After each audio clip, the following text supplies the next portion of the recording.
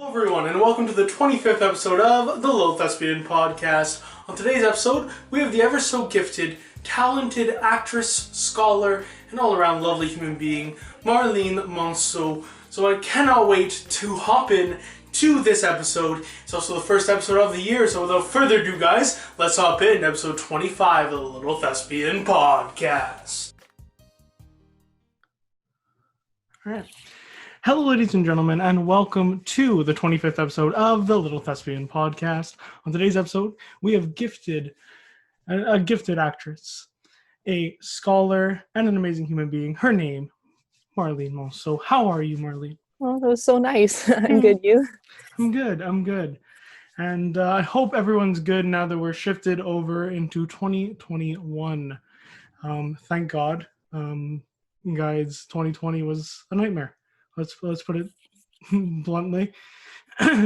Excuse me. It wasn't a great time. But 2021 is here, and hopefully it is better, guys.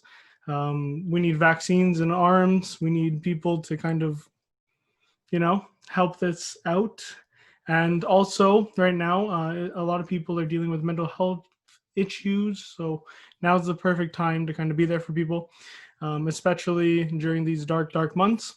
So kind of hold people, and if you guys need more help, there's always people to kind of help you out. There are always links down below about helplines and whatnot, so always check those out, guys. Also, all our links are down below, so check those out as well. And let's hope that 2021 is better. I know we're going to be having so many guests on the Little Thespian Podcast, hopefully to lighten up your guys' day. We have so many guests so far, and there's so many more coming, and I truly cannot wait. Hopefully you guys cannot wait either. It's going to be a great time. Hopefully you guys enjoyed the new setup behind me. It definitely is different, but we're going to be changing it up over time, so you guys are going to continue to see some hopefully good improvements over the year in 2021. But let's hop into the 25th episode of the Little Thespian Podcast with Marleen. So my first question, as per always on the Little Thespian Podcast, how exactly did you get into theater, Marleen? Okay, so basically I started theater not long ago, maybe 2 years ago. I've always been an athlete, so in high school I did sports my whole entire life until I started theater. But I was an athlete. I enjoyed doing sports. I did a lot of sports, actually. And I always thought that I needed to find my passion in sports. because my parents are both phys ed teachers, and my mom is a gymnastic coach. My dad's a phys ed teacher. My brother is passionate for hockey and is now a hockey coach. So I always thought of like, oh, well, you know, I need to find my passion in hockey, like or basketball or gymnastics or something, like, you know. And I came home one day when I was like younger, and I was like crying. I was like, Mom, I can't find my passion. Like, I don't know. It's like, I just can't find it. And my mom was like, you know, it takes time to find a passion. Like, you don't need to find it now. And I was like, yeah, but like, I played basketball, I played soccer, I did gymnastics, I played many sports. And she was like, it doesn't need to be a sport. And I was like, oh, all right. So like, it got me thinking. And I realized that I was always interested in like how actors would prepare for a movie and everything, and like I've always been interested in that, and like Will Smith has always been one of my inspirations, and I like was just, you know, I was interested in that, and I told my mom like, oh, you know, maybe acting, I don't know. And obviously like I was a really shy kid, like I was the quiet one in class, and I was really shy, and I always felt like I didn't belong, and I just realized I was just not where I needed to be. And so when I turned 15, my mom when I was 15, my mom signed me up for this acting camp. It was like a 2 weeks program in Ontario to see like if I would like it and if I would want to do that in life. It was just like an improv camp, so it was like fun and games and everything. And I really enjoyed it, and I clicked with the people over there, and I felt like I belonged. And that's when I realized that I wanted to do theater. And so I waited after high school to go into ALC in at Abbott, and then I auditioned for prof, and I'm here now. That's incredible. And it's true, passions come when we least expect it too. It's kind of, and that's the thing too. Shy people tend to do theater a lot more than we think. Where it's just that kid that you're like, okay, well, never speaks, and then gets on stage and is the loudest person in the room. That is a thing that happens in theater. And I'm so glad that you found your passion, and I'm glad that you kind of jumped into something that you love, because a lot of people can't or don't do that because they're afraid to.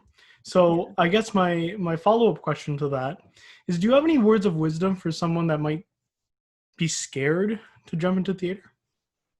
You know, I was terrified to go into theater, like and act and everything, because I lived 2 hours away from Abbott, and I knew that I was going to a school where I didn't know anybody, and I was just like, this is whoa, you know, like I just go into a new school with a new program I've never done before.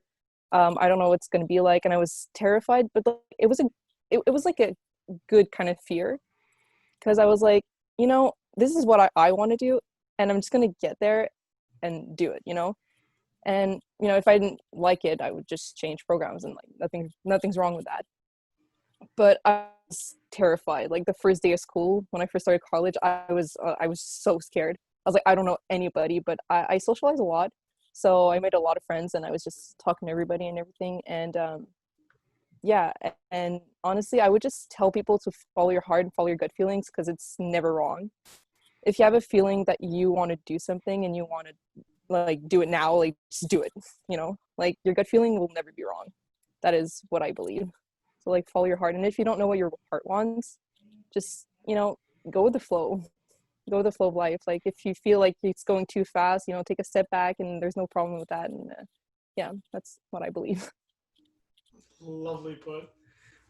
And yeah, I agree. It's like you kind of have to go with the flow nowadays, where it's like whatever happens kind of is either meant to happen, call it fate, or you kind of might have that glimmer of, I might want to do this.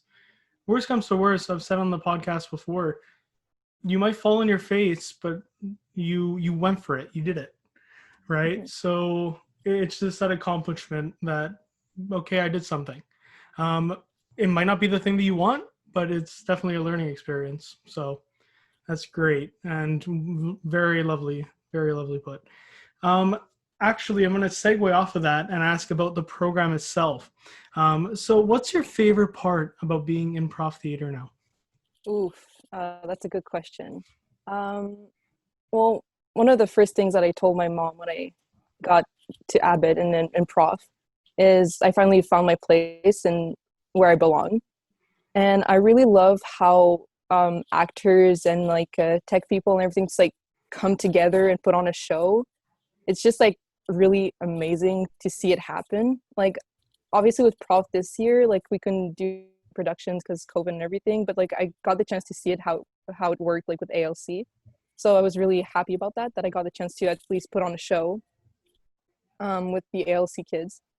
And I just enjoy seeing how everyone just works really hard and everybody is committed to their characters, and like just like how well, I'm with Andy, you know, Andy he was your teacher, and how like I really feel like he helps us get into the character. And sometimes it takes like a long time, but I feel like every second and every minute that he spends teaching us like has to do with like being committed to the character, you know. And I just and he inspires me, honestly. Like he's a really good teacher. But yeah, and I think that like I think that's one of the things that I like the most, honestly, about Prop, is to see everybody just like coming together and put on a project together. It's just like nice to see. It's so beautiful when everything just clicks into place. Yeah. And it's also like we do stuff that's like so different too. Like for me at least, I did Decalogue, which we kind of just had to trust Andy and his amazing mind. And it just came into place because that's the thing with theater. It's so it's a group effort, and it comes in amazingly most of the time. I don't even think amazingly is a word, but I made it up here on the Little Thespian Podcast, guys. Yeah, it's true, and I cannot wait to see what happens in Prof for you guys, because Andy, I mean, Andy's amazing. He's gonna find some way to do it no matter what, with digital theater or live stream, or he'll find a way. Yeah. Yeah, like we did the Seagull by Chekhov not long ago, and it was really nice to see how he worked with COVID and everything, and like being on Zoom and just putting on a show was nice. If Andy could do like huge productions in the street, he would. That's how much Andy loves what he does. Oh yeah, and I cannot wait to see what happens with your year, because it only continues to get better. He only just gets wiser and wiser, the man, and I'm so excited to see what happens. So I actually want to ask about your acting. So what is your favorite part about kind of transforming into a character? I really like the part of like getting to know your character, and you know, putting yourself into the character's shoes and understand their perspective and their point of view. And even if like you get like a villain or something, like you really need to understand where the character is coming from. And I feel like a reason why I love to act is I've always done this with people like in high school and like elementary school without really realizing it. I've always like, let's say friends would be fighting or something, I'd always like put myself into their shoes and like see their perspective of the situation. And I feel like that quality of mine has like helped me a lot with acting, because it's one of my favorite things to do, just put myself into the character's shoes and like, okay, like where are they coming from, why are they feeling this way, and why do they think that way, and like did something tragic happen to them before the play began or something. Like it's just, I really enjoy doing that. That's like one of my favorite parts. Yeah, it's true. It's like you kind of have like this own like other person that kind of just comes into you, and it's crazy. It really is. And just the transformation that happens when you're acting, you're kind of, it's weird to look at the pictures later on, if you do have the chance to look at pictures and be like, that's not me. Oh wait, no, that is me. And it's true. And I'm so glad that we have a program like professional theater, which kind of allows us to just expand. And I'm sure it's been different over Zoom, but you still get all that amazing teaching.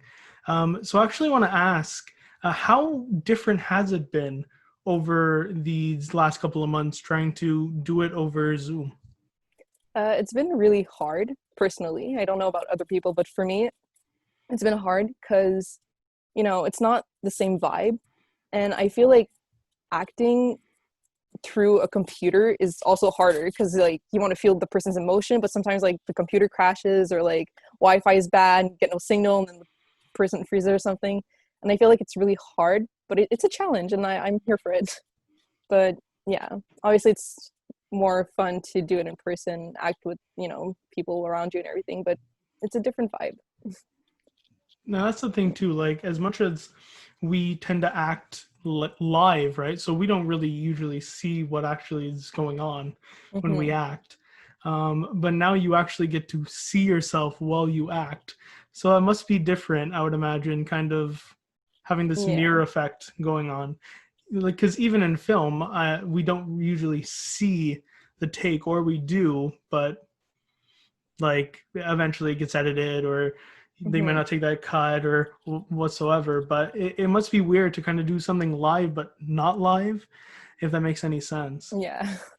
But yeah, it's crazy. I've done one actual production on here, but it's definitely weird, to put it. It's a weird vibe. Yeah. But hopefully we can get back into the theater soon, and hopefully we can have some audience members eventually, guys. It's been crazy these last couple of months, and yeah, the actors, the directors, the everyone behind camera, everyone behind the scenes are still kind of just trucking on through with barely any work. So I'm just going to put out here about the Actors Fund. You guys know what it is. It's usually just struggling actors, struggling people that work in the arts. Usually need something during this time. Usually it's in December and whatnot because of the holidays. But they're still going through it. So if you guys can spare, I'll put the link down below as well. So yeah, definitely check that out, guys. Even the little bit of amount helps struggling actors during this time and other people that work in the arts. So I actually want to ask, what was the thing that drove you to kind of say, okay, ALC is not for me, I think profits? So I really enjoyed being in a ALC theater, and the thing that really wanted me to go into prof is I wanted more, you know, like I just wanted something more serious and just get to like have like, how can I say this, like, you know, just like have a bigger picture of the acting industry and how it would work, since ALC it just like happens really fast, since prof is like a 3-year program, and we get to like work a lot with different type of characters, and like there's just more stuff that we get to experience and everything. And I really wanted to do prof. Like I enjoyed ALC, but I wanted something more serious. I feel like a lot of actors are like that. I love ALC. It's amazing. And the productions they put on, my God. Yeah. But it's true. It's definitely more intense, to say the least, prof. But it's for a good reason, I find. And ALC, I mean, they've done shows like Anything Goes. They've done Pippin. They've done so many amazing shows. Anonymous, which I know you were a part of, which was amazing. And yeah, just these crazy shows like Secret in the Wings, if we want to go back to Andy. It's crazy that we've done so many shows at Abbott, and in both programs. It's been some amazing theater. And I guess this would be the time that I want to kind of talk about John Abbott Theater as a whole, and just kind of shed a light on how amazing it would be if you guys can actually go and check it out. I don't know if their open house is yet for the following year, or if it's already passed, but you guys should definitely, if you're in the Montreal area, I suggest you check it out. Marleen was saying she had to travel a while to get to Abbott, but guess what, guys? It's worth it. I find it's worth it. It is. Because I travel an hour and a half as well, or used to. And guys, it's so worth it. And even if you need, if you're even close in distance, I know Mel actually came from Calgary. You guys can actually just, there's rooms and whatnot. Take the gamble. I find, at least what you guys should do. It's an amazing program, either ALC or prof. And you guys can also do any technician work, any design work. Amazing stuff on that end too. But yeah, so that's my little spiel on the Jack Theater Department, because, guys, it's amazing. So throughout the time that you've been in the program, now I'm sure you've read many plays. So I want to ask you, how has that influenced you? Do you have one that you're like, this play I'm really enjoying right now? Ooh, that's a good question. Well, with prof, I had to learn to love to read because I hate reading. Like, not that I hate it, I just like when I start reading, my thoughts just go away, and then I'm like, oh wait, what did I just read? And I have to read the page like at least like a million times before I actually know what it's written. But with prof, I've learned how to actually properly read, because I feel like I've never really learned. Like, I feel like teachers never like showed us like, okay, we know words, now read. But like, I feel like prof actually taught me how to read, because like we go like so slowly, and we just go like from each scene to another scene, and I'm like, oh, that's reading is actually pretty easy. Like, I don't know. But yeah, so that was like a challenge at first, but now I'm getting used to it. And I did read a couple of plays, and I think one of my favorite was last semester. I don't know why, but it was so like abstract, and like, Andy, he loves abstract stuff. And we did well, I think you guys also read it, 6 Characters in Search of an Author. And I don't know why, but I really enjoyed reading this. Like, it was so like different from other things that I've read before, and I just really, I don't know, I really enjoyed it. It was just like something about it. I'm not too sure what, but there was something about it that I enjoyed. Yeah, no, 6 Characters is an amazing play by Luigi Pirandello, I believe is his name. You guys should definitely check it out. I'll put the link down below. But it's true. It's very abstract, and it's very Andy, and he does it right at the beginning for all his years. And I'm glad he does it, because it kind of just... Also, the story's like weird with the stepdaughter and whatnot. So he kind of just throws you into the deep end and be like, this is what can potentially happen in theater. Enjoy. But yeah, 6 Characters is a good shout there. I also like Machinelle. I don't know if you guys have read that yet. You guys will, hopefully, in theater history, where it's like this mind, like it's all about the mind and how like it alters and whatnot. It's a good shout for a play. But yeah, the amount of plays we read over time, you kind of get numb to it. And yeah, I don't know if you guys are watching this and are just getting into theater. I highly suggest just reading plays. It's fun. It's weird because I'm not usually a reader either, but like plays are just different. Might just be that I'm in theater. I don't know. But it is different, whereas like lines, actual people talking and whatnot, usually is very abstract or poetic, Shakespeare. But yeah. 6 Characters It's different. is a really good show. It definitely different. I enjoy reading plays, so. Yeah, no, I don't get what the like difference really is, because like it's still reading technically. Yeah.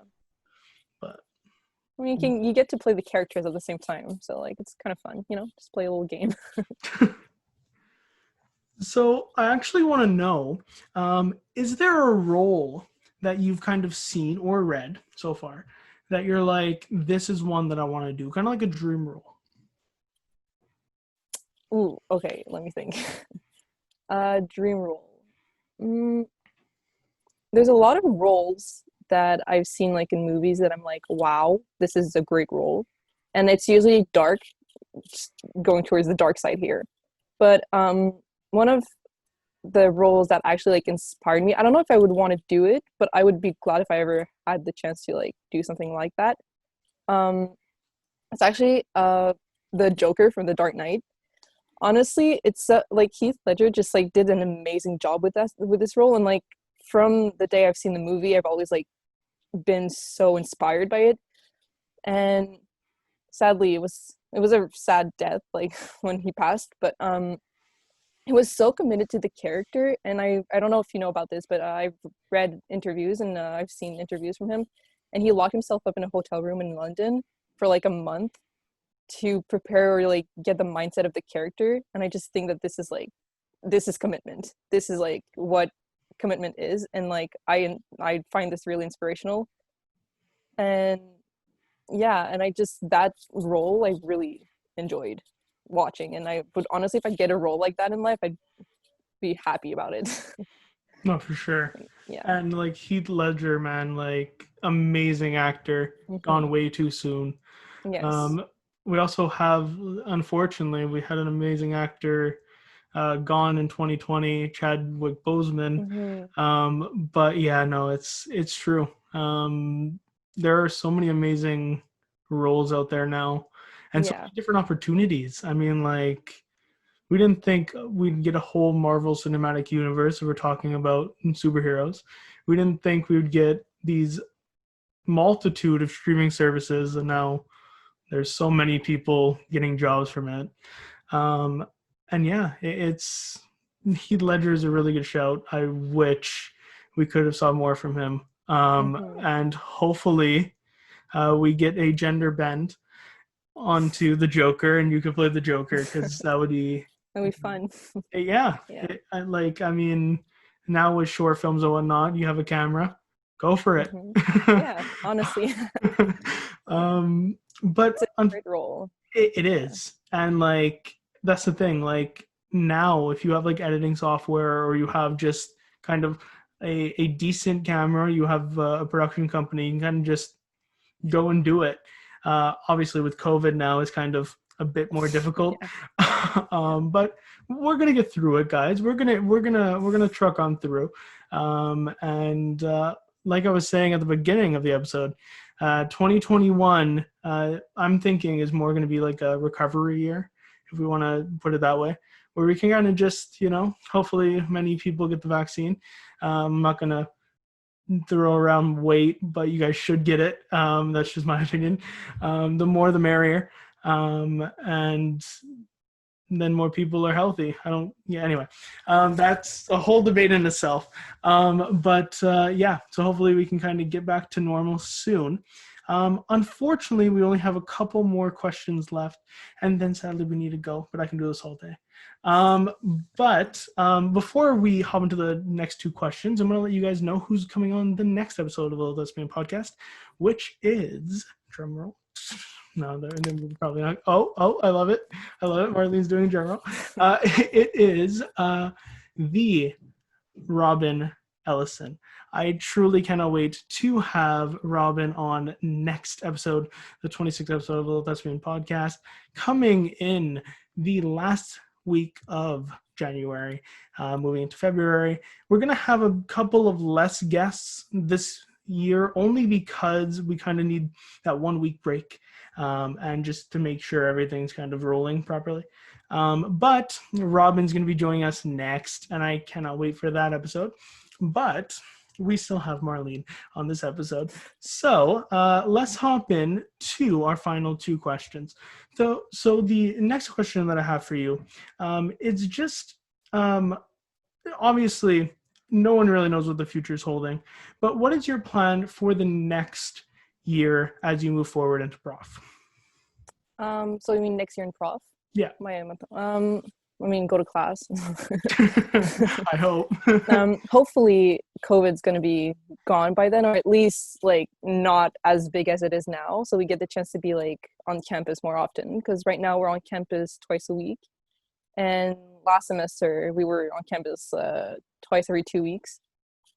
So a lot of online classes, and it's kind of hard, to do like movement class online. It's kind of hard. But yeah, so hopefully COVID's going to be like not there, or just not as big as it is now. So we get the chance to put on a production. Because I would want to leave prof with at least one production, like on stage. That would be kind of fun. But Yeah, my plan. I always ask questions like after we do a production or after we do like just a play for acting class. I always ask Andy what I can do to make this more better.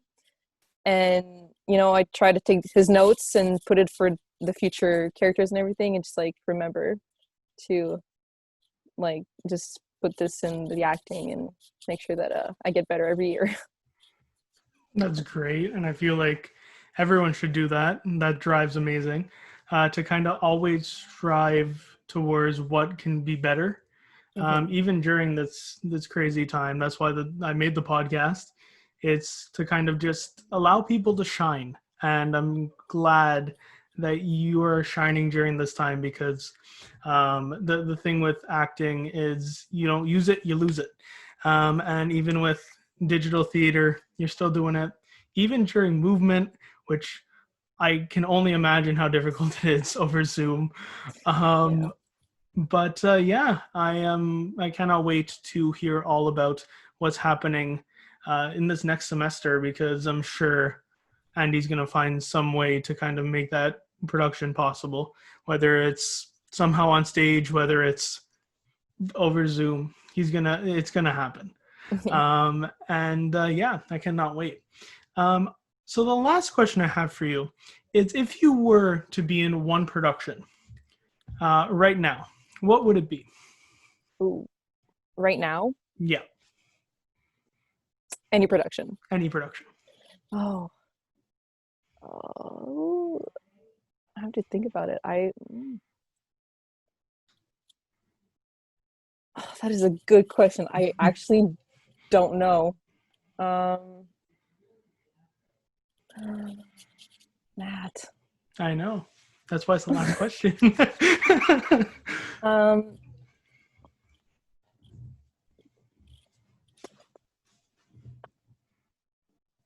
I honestly don't know. I have to think about this. There's so many like good productions out there. Um,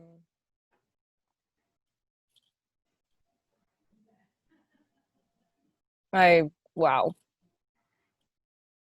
I actually Honestly, don't it's a know. hard one. It's a very hard one. I'm not gonna Like lie. I feel like people would have like an answer like this, but I'm like blank right now.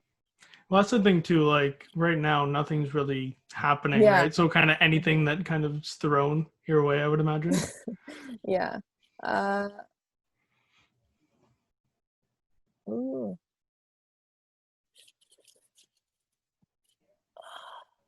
I actually don't know.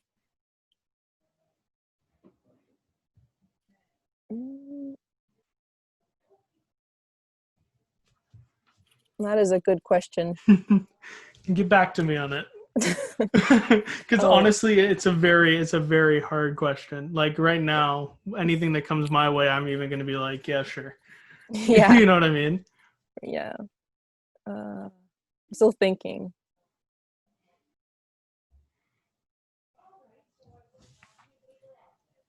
I don't know. I don't know. I'd have to get back to you on that one. I completely get text that. you. Well, anything Happy Madison Productions, the production from Adam Sandler, like anything Adam Sandler, I would go this second. If like the opportunity would open, I'd honestly just like rush right there. Like I love his movies. They're just great. I love him. Honestly, that's a great way to end it, though. Because honestly, we do not know what's happening yet, guys. We kind of need to just go and truck on through and kind of see what the future holds. So let's just shine a light onto the good things that happened this year. There are some good things to kind of note, or last year, moving into this year, rather. Now we kind of know what is important in life and how to kind of, just cherish those small things. And we can kind of just see what we want to see, kind of enjoy the light when we have it. And so when those productions come, if we're talking about theater, we can kind of just enjoy that production that comes up, no matter what it is. we're kind of just going to smile and enjoy what we do. So with that being said, if we're talking about shining a light, let's shine a light on Marleen to end off the episode. So, Marleen, it is so amazing to hear how passionate you are about what you do. And I'm so glad that you have found something that you love doing. It's honestly inspiring, and I'm sure people can see it. It radiates, even over Zoom. Thank you. And I'm sure we're going to see more amazing stuff coming your way. Whether it be in 2021 or beyond. I cannot wait to see what the future holds for you. Well, thank you for having me also. Like, I'm really honored, and I've been watching your podcast and everything, and I'm really proud of what you're doing. Like, it's a really good thing, and it obviously, like, during this time, it's really hard for people, and I feel like it's just bringing light into the world, so thank you. Thank you, and thank you for being on. It's been great talking to you, as it always is. And I cannot wait. Like I said, honestly, I cannot wait to see what happens with you moving forward. You are inspiring to me. I know you said that I'm inspiring to you, but to be honest, it's the other way around as well. Thank you. And I cannot wait to hopefully see you in a huge production coming up. I'm hopeful that we're going to be seeing you on the big stage very, very soon. Well, thank you. You're very welcome. Thank you for having me. No problem. All right, guys. Unfortunately, that is the end of this episode of the Little Thespian Podcast. Thank you so much, Marleen, for being on. Thank We'll you. see you guys on the next Little Thespian Podcast. Bye, guys. Bye. Bye.